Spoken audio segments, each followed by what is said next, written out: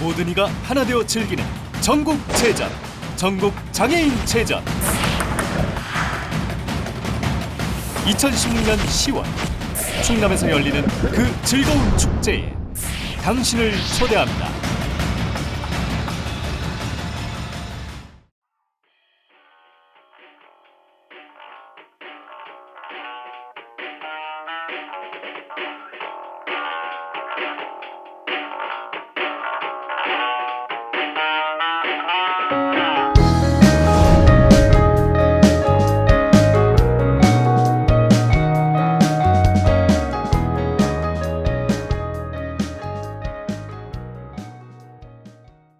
김 기자 간다. 우리 김종 기자 나오셨습니다. 네, 안녕하십니까.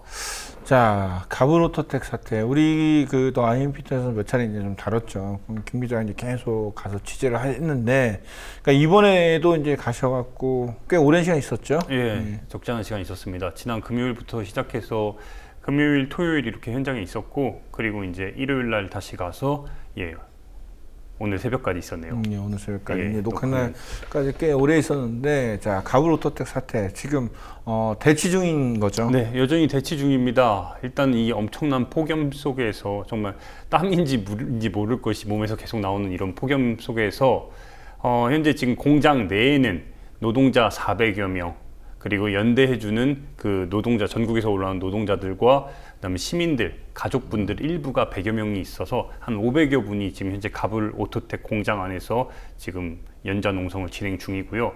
그 정문을 사이에 두고 경찰 병력 800명, 그리고 가불 오토텍 사측에서 고용한 그 용역하는 사람들이 한 150여 명이 지금 현재 대치 중에 있습니다. 용역이 이제 옛날만은 이제 구사대라고 그렇죠. 그러죠. 근데 뭐 계속 제가 이제 취재하는 부분을 이제 주목하고 있었는데, 뭐 들어온다 하다가 뭐 좀 들어왔다 나갔다 들어왔다 나갔다 진을 빼고 있는 그렇죠. 그런 상황이 됐는데, 그 현장에 있는 노동자들도 그렇고 뭐 김 기자도 굉장히 긴장했다 막 풀어지고 막 그래갖고 더 막 정말 신경이 쓰였을 텐데, 그 상황 잠시 좀 설명 좀 해주시죠. 정확하게는 정말 사람 진을 빼더라고요. 그러니까 피를 말리고. 그렇죠. 어제, 그러니까 8월 1일 1시에 들어온다고, 오후 1시에 들어온다고 예고가 됐습니다. 이 때문에 노동자들이랑 연대하는 분들은 이미 공장 안에서 점거 중이기 때문에 계속해서 대기 중이었고요. 경찰 병력은 그 전날 오후부터 해가지고 계속 진을 치고 있었습니다. 근데 예고된 1시가 되니까 정말 긴장감이 폭발을 하더라고요. 이게 밥이 코로 들어가는지 입으로 들어가는지 모를 정도로 정말 긴장감이 폭발한 상황이었는데, 막상 1시가 되니까 그 500여 명, 거의 경찰 병력 500명 해가지고 1000명 가까이 있는 그 긴장감 속에서 1시가 되니까 어디 그 근처에 선문대학교가 있거든요. 거기에 도착했다는 말만 들리지 안 보이는 거예요. 그러고 있는 과정 속에서 들어오냐 마냐 이런 계속해서 설왕설래가 있고, 근데 정작 들어온 시간은 8월 1일 14시, 예고된 13시부터 1시간 뒤에 들어왔습니다. 근데 들어오는 과정도 기가 막혀요. 어디선가 이렇게 쭉 들어오는데 경찰 병력과 정말 유사한 복장을 입고 150여 명이 되는 그 잠마스트라는 곳에서 고용을 한 겁니다. 그 용역들이 쭉 정말 경찰들이 정말 홍해가 열리듯이 쭉 그 용역들이 경찰 사이를 비집고 들어오는 겁니다. 14시가 되니까. 근데 들어와서 서로 간에 충돌을 해서는 안 되는 부분이니까 일단 대치 상황으로 계속 이어진 거죠. 그 긴장이 끊임없이 치고 빠지면서 2시간 있다가 빠지고 다시 저녁 되니까 또 들어오고, 이 작전이 계속해서 병행이 되고 있는 겁니다. 마치 무슨 전쟁터의 어떤 전술과 같은 그런 이 상황이 이제 벌어졌는데, 우리가 이제 가불로토텍 사태는 이제 계속 우리가 보도를 했고, 그다음에 그 대표가 구속이 됐지 않았어요? 그렇죠. 지금 현재 박효상 전 대표입니다. 이제 전 대표가 됐는데 7월 15일부로 구속이 됐어요. 그 이유는 분명합니다. 그 작년에 가불오토텍 사태가 이 노조를, 기존에 있는 가불오토텍의 노동자들을 노조를 파괴하기 위해서 회사 측이 어떤 짓거리를 했냐, 특전사와 경찰 출신의 일부 사람들을 고용을 해가지고 제2노조를 만든 겁니다. 이들을 이용을 해서 그 기존 노조에 대한 폭력 행위를 일삼았고, 이것 때문에 기존 노조의 사람들이, 노동자들이 반발을 해서 파업을 일으켰고, 과정 속에서 폭력 사태가 불거져서 이제 작년에 가불오토텍 폭행 사태가 벌어진 건데, 이런 일련에 대한 책임으로 박효상 전 대표는 이미 7월 15일 날 구속된 상황이고요. 그때 이제 법정 구속이 되는 그렇죠. 거죠. 그러니까 이게 더 심각한 상황이 뭐냐면 이 사태가 얼마나 심각하냐면은 검찰에서는 처음에 이 박효상 대표에 대해서 8개월만 징역 8월만 구형을 했습니다. 근데 죄심이 너무 악질적이라 법원에서 2개월을 더 추가를 해서 10개월 법정 구속을 현장에서 시켜버린 거예요. 그러니까 원래 이제 검찰이 그 구형한 것보다 낮으면 낮지 높진 않거든요. 않죠. 보수적인 법원에서 결코 그렇게 하지 않는데 얼마나 악질적이면은 더 높여서 구형을 하겠습니까? 그러니까 이런 상황에서 지금 그러면은 그때 이제 그 이노조를 만들어서 가브로텍 노조를 파괴하는 게 노조 파괴 현장이 벌어졌는데 이게 이제 구속됐으면 이게 해결이 돼야 되잖아요. 그렇죠. 근데 이제 이건 또 다른 양상으로 지금 변하고 있다고 하는데 그게 바로 이번 제2차 지금 노조 파업이 일어났다고 지금 볼 수 있는 건데 제가 지금 1차와 2차로 나눈 이유 중에 하나는 1차 사태를 작년으로 그러니까 작년에 노조를 파괴하기 위해서 가브로텍이 특전사와 경찰들을 고용해서 제2노조를 만들어서 여기에 폭행 사태가 불거진 게 1차 작년의 사건으로 볼 수 있는 겁니다. 근데 이제 그 사건을 통해서 합의를 했습니다. 이 사태를 통해서 이렇게 불법적으로 고용된 특전사와 경찰 출신들을 고용을 해지하겠다는 내용까지 합의가 됐어요. 근데 가브로텍 사측에서 어떻게 했냐? 계열사를 만들었습니다. 그래서 이 특전사들을 그쪽으로 보냈어요. 어쨌든 본사에서는 계약이 안 되니까 합의된 것처럼 보이죠. 근데 더 놀라운 점이 뭐냐?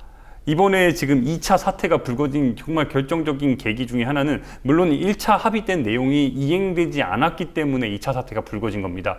근데 이 1년 동안 가브로텍 사측이 가브로텍 노동자들, 그러니까 가브로텍 집에 그 노조를 없애기 위해서 또 다른 방법을 정말 강구한 게 기가 막힙니다.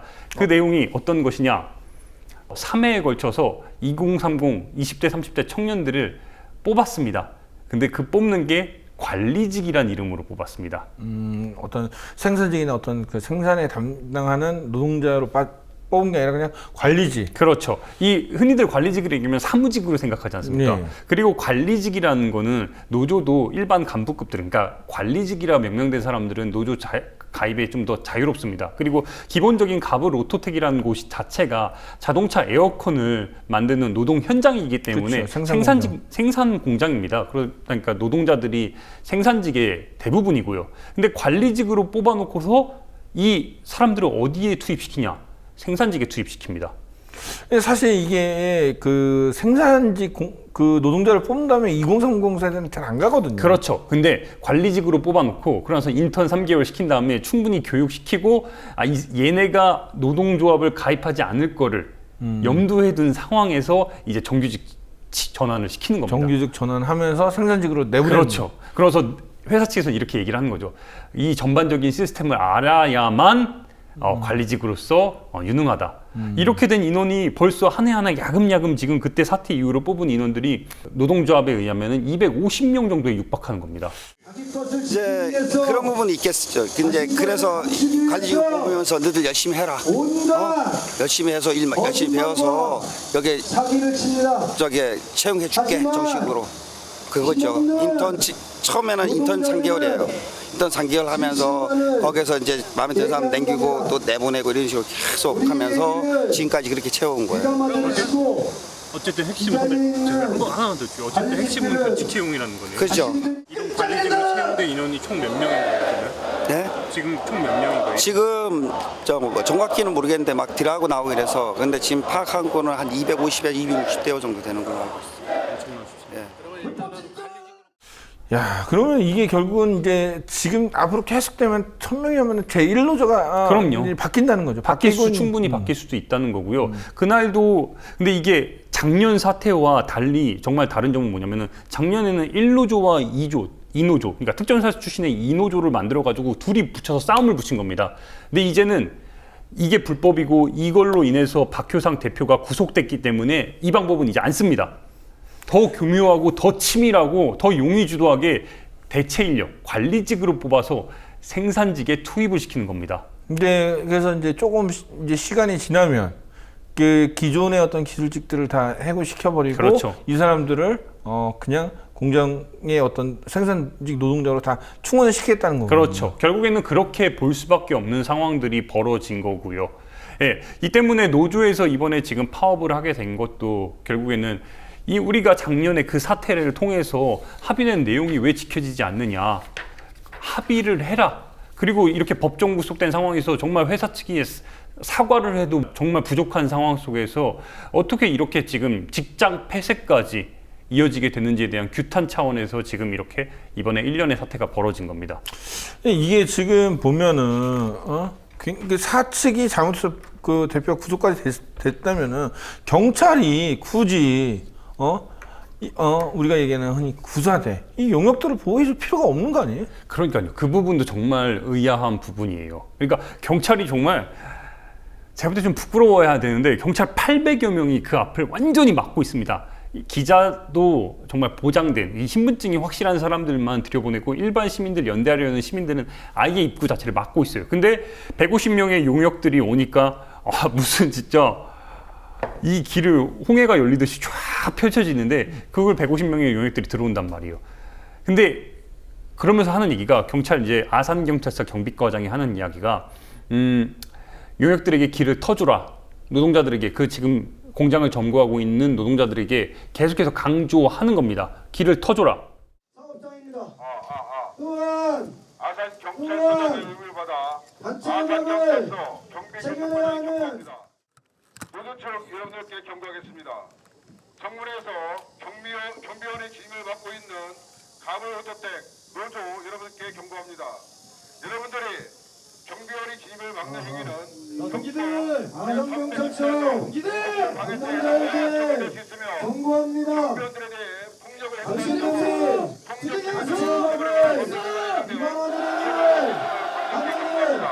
당신들은 불법 범행을 정문에서 경비원의 진입을 맡고 있는 저지르지 가물호토택 노조 않기를 여러분께 경고합니다. 당부드립니다. 여러분의 행위는 절대로 불법을 제314조 업무 방해죄에 자행하는 해당되어 그런 처벌될 수 행위를 있으며 멈추시기 경비원들에 대해 바랍니다. 폭력을 행사할 경우 경비원들은 폭력 행위 등 처벌에 관한 법률 위반에 해당되어 근데 그걸 왜 길을 터주라 이야기를 지금 보니까 이 용역들이 그러니까 지금 고용된 잡마스터라는 곳에서 고용된 이 용역들이 결국에는 공장 안으로 침탈하겠다는 게 아니라 이 지금 정문에 대한 거기를 외주화 소위 얘기하는 용역을 줬기 때문에 그 경비 시스템을 맡기기 위해서 이 용역들을 고용했다는 겁니다. 그러니까 공장 자체에 대한 부분 따지지도 못하고 정문에 대해서 사측이 이걸 외주화를 줬기 때문에 이 정문에 대한 용역 경비 업체가 들어오기 때문에 이거에 대해서 보장을 해줘야 된다.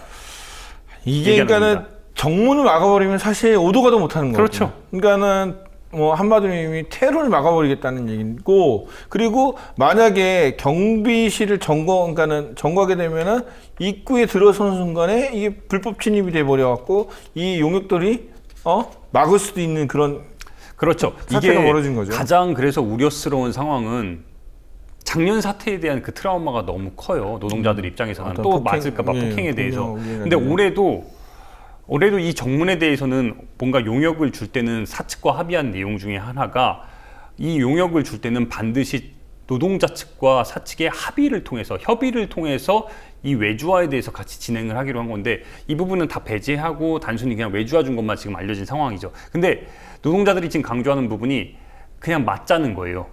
그러니까 이렇게 용역들이 들어왔을 때 자기들이 대항하지 말고 그냥 맞자. 그게 우리가 할 수 있는 지금 최선이라는 거예요.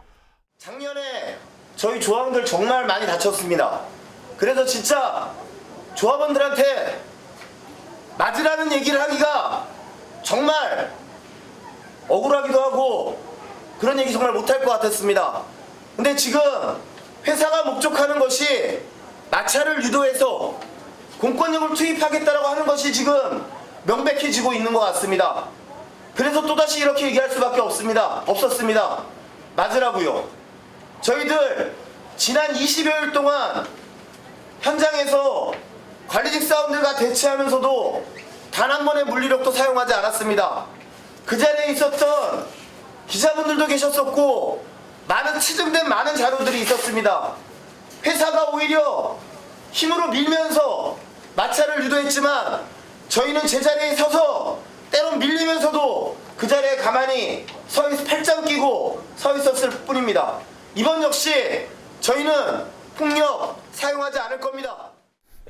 좀 이런 얘기를 들으면 좀 답답하면서 과연 뭐 무슨 폭력주의라는 그 정말 이 무자비한 이 어떤 권력과 이 독재 폭력에 이런 방법밖에 없네요. 우리나라 법치주의 국가인데 이 대표도 구속된 상황에 어떤 불법들 그다음에 합의들이 다 이루어지지 않은 거는 그쪽에 어떤 분명한 문제였죠. 사실이죠. 분명한 사실이고 실제로 이 사태를 해결하기 위해서 현직 국회의원들을 비롯해서 아산시의 뭐 경기도의회 의원들이 지역구 의원들이 나와서 같이 지금 동조 연대 투쟁을 하고 있습니다. 왜 지역구 의원들이 나와서 같이 거기서 연대 투쟁을 하겠어요?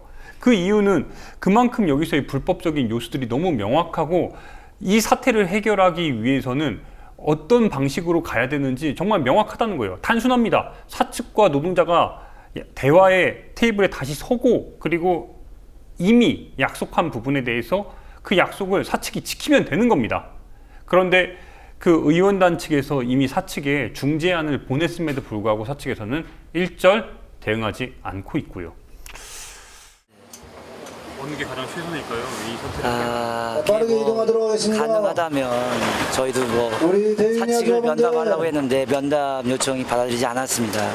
받아들인다면 이 상황을 좀 냉정하게 한 이틀 정도 냉각기를 가지고 협상을 정말 뭐 중재할 수 있는 그 단위를 좀 만들어서 중재하고 이제 좀 정상화를 해서 노동자도 살고 회사도 사는 방법을 찾아야 되는데 지금 이렇게 경비를 투입하고 이런 모습들이 경찰력 낭비에 이 관계된 모든 분들이 걱정을 하고 있는 것 자체를 빨리 해소해야 되는데 그게 가능한 방법이라고 봅니다.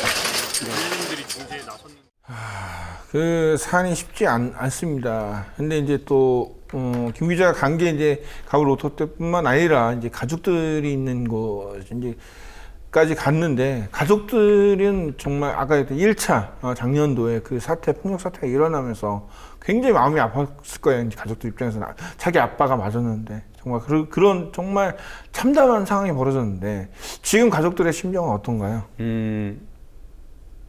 좀 간절했어요. 그러니까 어떤 면에서 간절했냐면은 작년에 그 자기의 아버지 그리고 자기의 남편들이 그냥 공장에 평소처럼 출근을 했는데 정말 막 머리가 터지고 병원에 입원하고 그렇게 해서 돌아왔어요. 그냥 한평생 일한 20-30년 일한 곳에서. 근데 봤더니 같이 고용된 그 특전사 출신 경찰 출신한테 맞은 거예요. 근데 이 가족들은 그냥 옆에서 지켜보기만 했지 자기가 적극적으로 나서지 못했어요. 아버지께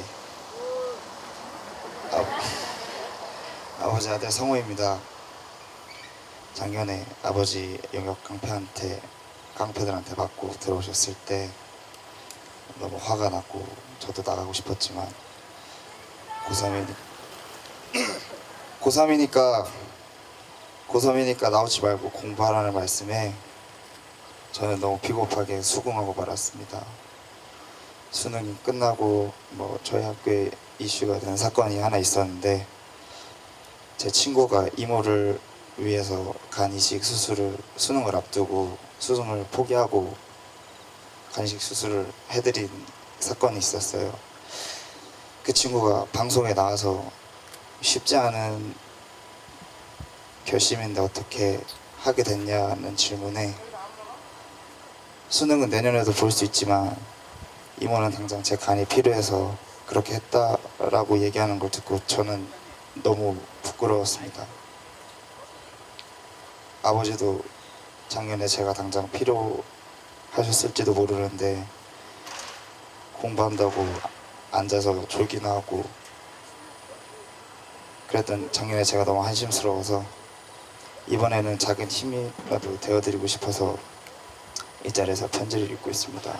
아버지, 늘 진지하고 어려운 말씀만 하시는 아버지가 가끔 어색하게 느껴져서 같이 당구 치러 가시자는 아버지 말씀에 제가 잘 못 친다고 그냥 이렇게 회피를 했던 게 생각이 나네요. 아들이랑 단둘이 있고 싶으셔서 그런 말씀을 또 해주셨을 텐데 제가 그때는 어려서 그 마음을 잘 이해를 못했던 것 같습니다. 지금 이 일이 잘 마무리되고 나면 저랑 같이 당구 치러 가자고 먼저 말씀드리고 싶어요, 아버지. 그리고 이 사측이 가브르토스의 사측이 어떻게 언론 플레이를 했냐? 연봉이 9,500만 원이라는 귀족노조라는 그런 타이틀을 언론에 흘렸습니다. 30년이라는 사람이 그간 계속해서 밀린 월급에 대해서 한 번에 받은 거고, 그리고 30년이라는 사람이 그 몇 달치의 월급을 다 못 받은 거에 대해서 다 한 번에 지급된 게 그런 경우가 있었습니다. 그렇기 때문에 그 팻말에는 정말 우리 아버지가 9,500만 받으면 제가 알바할까요? 그러니까요. 실제로 받은 사례도 없을 뿐더러. 근데 저 9,500만 원 도대체 어떻게 나온 거야? 그때 저희가 그 주간연속 이교대제나 통상임금 소송에서 저희가 승소를 했잖아요. 그게 일시적인 거예요, 일시적인 거. 그래서 그 사람들이 일시불로 준 게 아니고 그거를 나누어서 줬어요. 그래서 그게 그 14년도에는 인정이 조금 높았던 부분인데 그걸 가지고만 얘기하는 거고요. 제 임금, 제가 지금 20년 다녔는데 제 임금표만 봐도 한 달에 300만 원 갔던지 그 정도밖에 안 해요. 그러니까 아니 그 동안에 일했던 걸 한꺼번에 받으면 퇴직금만 해도 그 정도 돼야죠. 그러니까 이거는 제가 그 들은 바로도 9,700만 원만 강조를 하지 실제적으로 그렇죠. 어떤 금액인지 얘기를 안 했다는 거잖아요. 그러니까요. 실질적으로 거기서 이제 노동조합에서 일하는 20, 30년 된 대부분이, 물론 청년층도 있었는데 대부분이 50대, 60대의 정말 아저씨들입니다. 그냥 흔히 볼 수 있는 아저씨들이 거기에 노동자들로 대부분 있어요. 그러다 보니까 이 사람들이 20, 30년 일했는데 월급이 그래봐야, 저한테 솔직히 얘기하더라고요. 월급이 그래봐야 뭐 300이 안 된다. 아니 30년 일한 사람이 아니 우리나라에서 생각해보면 30년 동안 기술직으로 일했는데 월 300이 안 넘고 500, 저는 오히려 500 정도는 받아야 된다고 생각해요.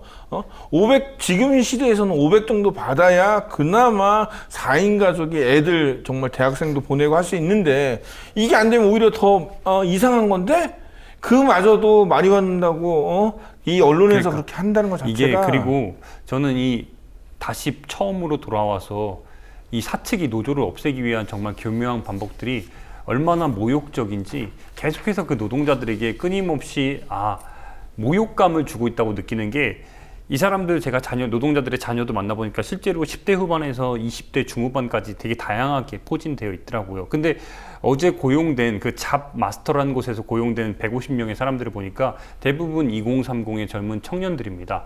이 사람들 일당이 17만 원이에요.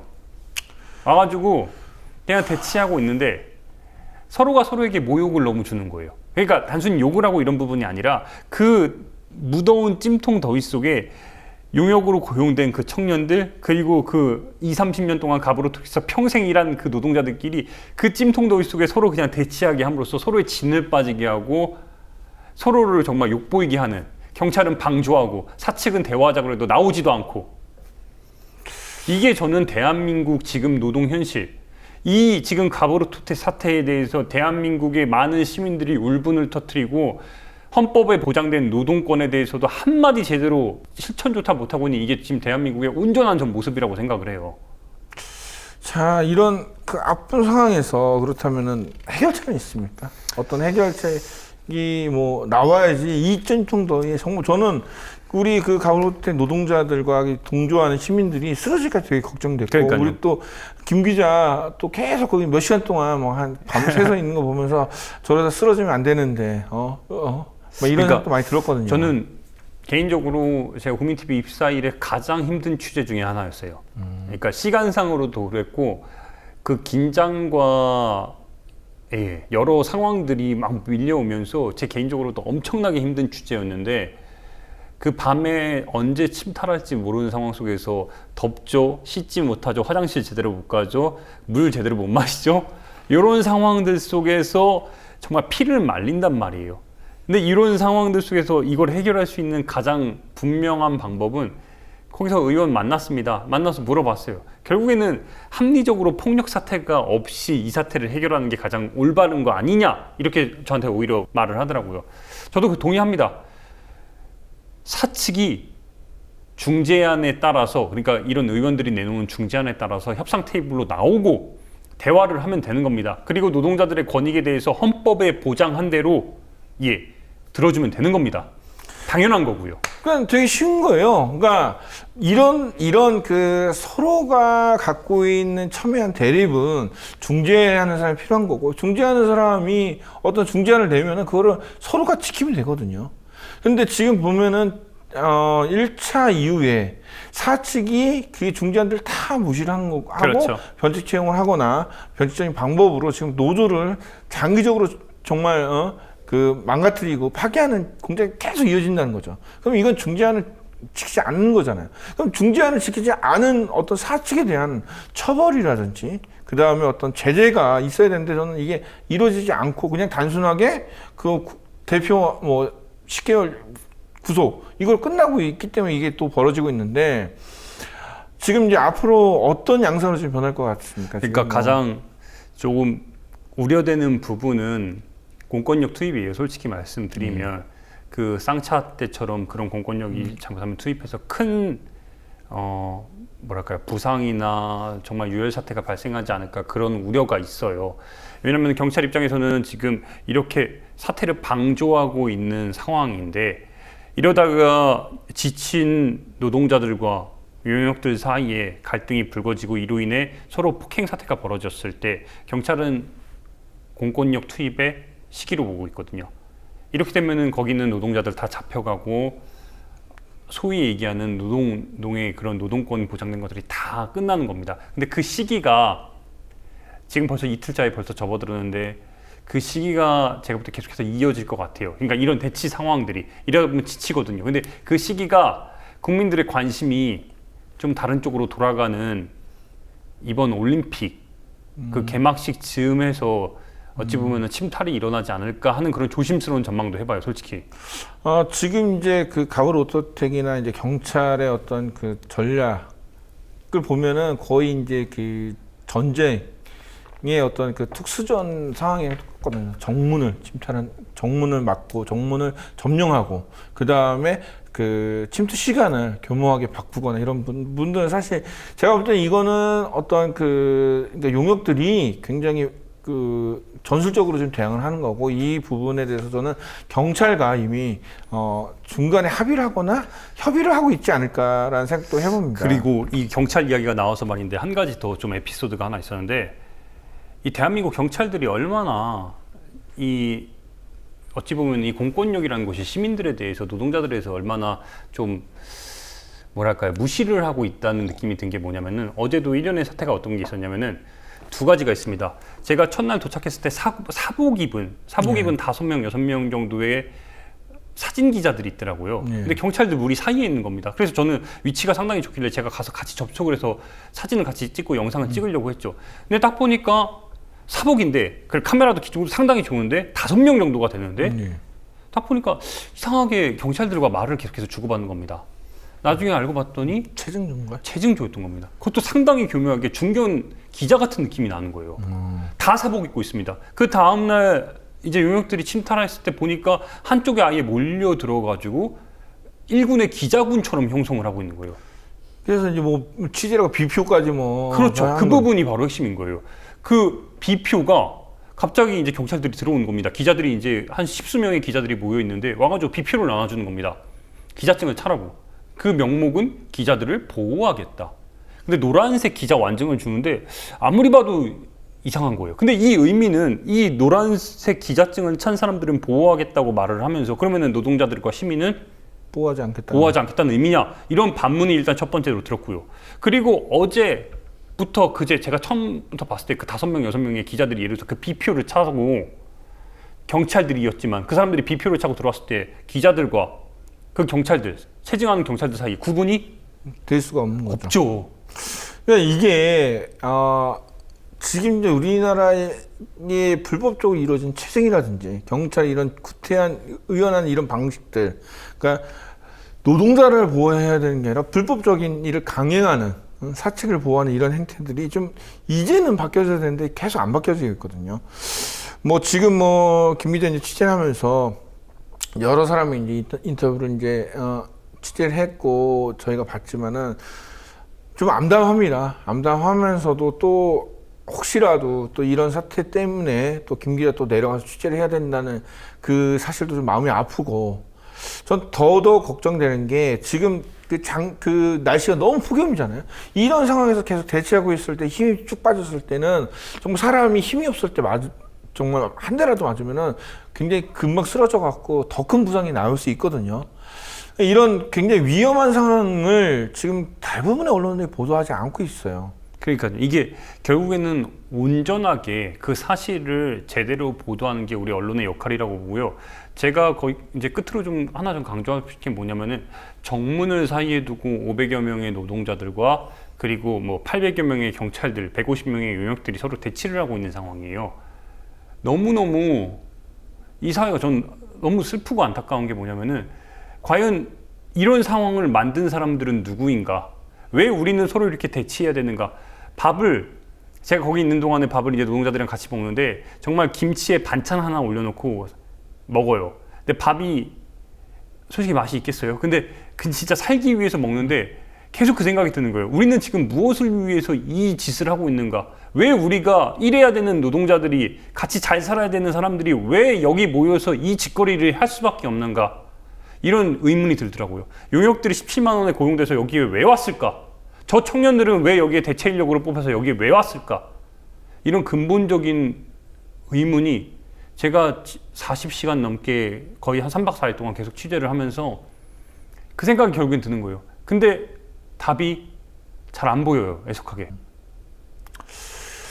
자, 이제 2일차죠. 2일차고 뭐 이제 저희가 방송이 내일 방송이니까 3일차 됐는데 어떤 순간이든 정말 폭력적인 사태가 아닌 정말 대화와 그 다음에 어떤 중재안들이 통용되는 그런 해결책이 좀 됐으면 좋겠습니다. 근데 또 어떻게 될지 모르니까는 김 기자도 항상 대기를 해야 되는 거고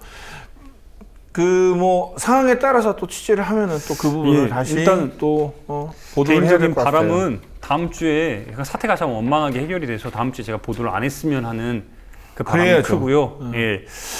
다음 주에 보도를 하게 되면 내일이라도 오늘 저녁에 이제 사태가 해결돼서 저희가 이제 내일 자막에 가로호텔에서 다 해결됐습니다. 이런 자막이 좀 나갔으면 얼마나 좋을까. 방송은 폭망이겠지만 사실 그런 걸 통해서 지금 대학교에 있는 우리 가로호텔 노동자 그다음 가족들 이 모든 사람들이 잘 해결이 좀 됐으면 좋겠습니다. 정말 끝으로 저도 하나만 강조하면은 결국에는 이게 아까도 말했지만 우리 모두의 일입니다. 저도 기자 일하고 있고 피터 선배도 글 쓰고 있지만 모두의 일입니다. 이게 우리 모두의 일이기 때문에 노동자 우리 모두의 일이기 때문에 더 많은 관심과 더 많은 연대 그리고 함께 목소리를 내고 더 많이 알려야 됩니다. 우리 모두의 일입니다. 자, 올림픽이 이제 얼마 안 남았는데 올림픽보다도 더 중요한 정말 사람이 죽고 사는 정말 쓰러질 수 있는 어떤 우리의 일들입니다. 많은 분들이 좀 관심을 좀 가졌으면 좋겠습니다. 수고하셨는데 이제 더는 내려가지 않았으면 좋겠습니다. 그렇지만 또 정말 잘 해결이 잘 된 거를 또 취재해 갖고 왔으면 하는 바람으로 마치겠습니다. 고생하셨습니다. 네, S였습니다.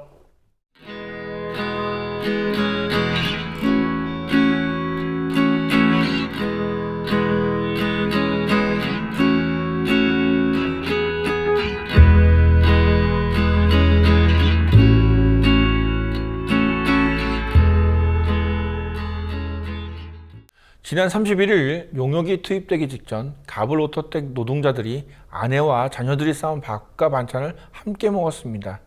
언제 다시 먹을지 모르는 집밥이었습니다. 노동자들이 무슨 잘못을 했길래 가족과 함께 집밥조차 먹을 수 없는지 모르겠습니다. 왜 불법 용역은 감싸주면서 헌법에 보장된 노동 권리를 찾으려는 노동자들이 나쁜 놈으로 보여지는지 답답합니다. 이 땅의 노동자들은 언제쯤 가족과 함께 편안하게 집밥을 먹을 수 있을까요? 가브로토텍 노동자들이 하루빨리 가족과 함께 집에서 밥을 먹을 수 있는 날이 오기를 간절히 희망합니다.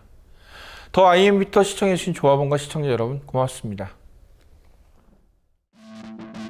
모두의 꿈과 희망이 이루어지는 즐거운 축제의 무대. 충남 전국체전과 전국장애인체전. 세계 속의 대한민국을 다시 일으키는 커다란 동력이 될 것입니다. 그리고 그 놀라운 기적은 지금 이곳 충청남도에서 시작됩니다. 그 출발선에 서 있는 우리들의 땀과 눈물이 환희와 희망으로 바뀌는 값진 순간, 당신을 초대합니다.